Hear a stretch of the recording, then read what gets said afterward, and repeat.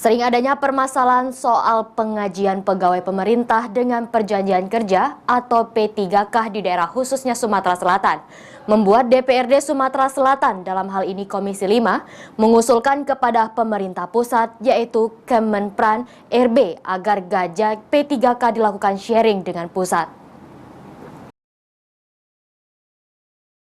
Keterangan tersebut dikemukakan oleh Wakil Ketua Komisi 5 DPRD Sumatera Selatan, Saipul Padli, usai melakukan pertemuan dengan perwakilan Kemenpan RB guna membahas isu yang kini tengah heboh, yaitu rencana penghapusan tenaga honorer pada tahun depan.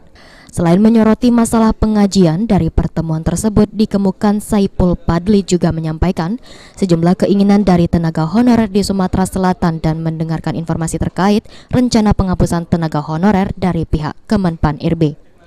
Dan menurut pihak Kemenpan RB, Wakil Rakyat Sumatera Selatan Saipul In, kepada para honorer yang ingin diangkat menjadi ASN maupun P3K harus melakukan seleksi mulai dari administrasi, kompetensi, dan wawancara.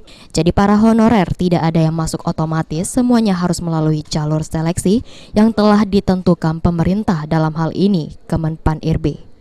Ada 3 alur penyelesaian yang akan dilakukan pemerintah terhadap tenaga honorer. Yang pertama dengan melakukan pemetaan.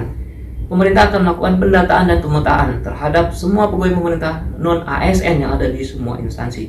Yang kedua adalah dengan melakukan penyusunan kebijakan. Arah kebijakan pengadaan ASN tahun 2022 hanya untuk P3K. Dan P3K ini lebih khusus kepada guru dan tenaga kesehatan.